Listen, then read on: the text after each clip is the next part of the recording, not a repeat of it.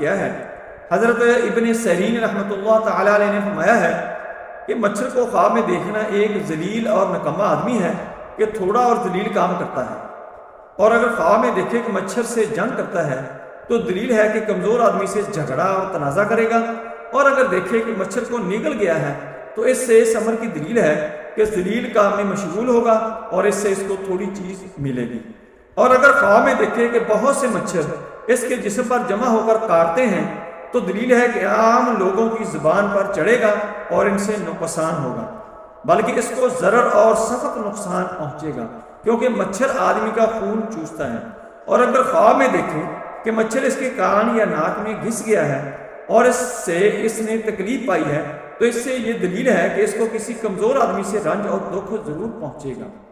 حضرت ابراہیم کرمانی رحمۃ اللہ تعالی علیہ نے فرمایا ہے کہ اگر کوئی شخص خواب میں دیکھے کہ بہت سے مچھر اس